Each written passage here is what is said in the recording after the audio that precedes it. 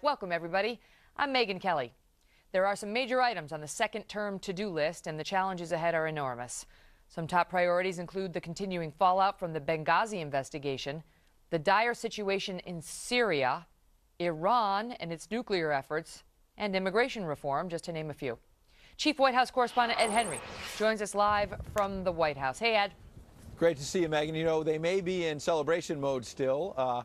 After the euphoria of victory just a couple of nights ago, the president today taking a whole stream of phone calls, congratulatory calls from various world leaders, a list of at least 13 leaders who have called him in the last 24 hours saying congratulations. Now you've got a second term. But some of that euphoria giving way to the reality, as you say, that there's a lot of governing ahead. Certainly a lot of challenges on the world stage. The domestic front as well.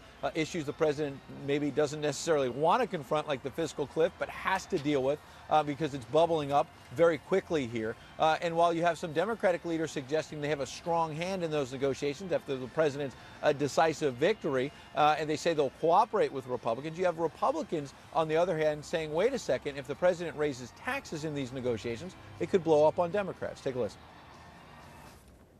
And I'm going to do everything within my power to be as conciliatory as possible. I want to work together, but I want everyone to also understand you can't push us around. I think he's going to require increases in tax rates on the wealthy. Yeah. And that's his downfall.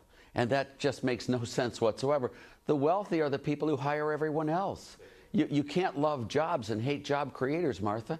And he hates job creators.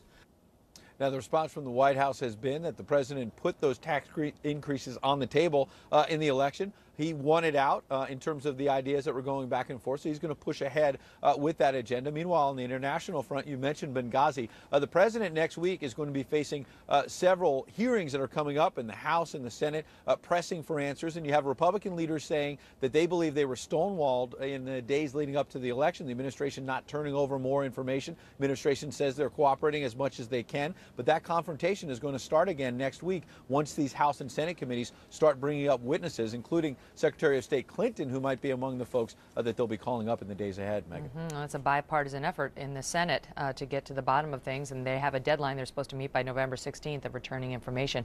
Ed, thank you. Good to see you. Well, you just heard Majority Leader Reid, who also said that one of his top priorities in the next Congress will be changing the rules of the Senate.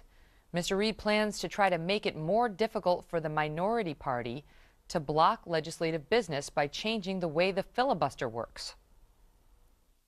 Rules have been abused, and that we're going to work to change them. We're not going to do away with the filibuster, but we're going to make the Senate a more meaningful place. We're going to make it so that we can get things done. It's very dangerous to mess with the filibuster rules, because even if you're a Democrat and you're enjoying the Democrat majority in the Senate, someday the Republicans will have control as well, and then, you know, Mr. Reid and others like him might regret getting rid of the filibuster or hobbling it in any respect. The current Senate rules require 60 votes to move beyond the delay tactic. You need 60 votes to sort of get a vote, a meaningful substantive vote. And so you can sort of stop the meaningful substantive vote if the other party can, if you have less than 60 votes. In any event, Mr. Reid says that that tactic, that filibuster, is unrealistic, regardless of who's in charge.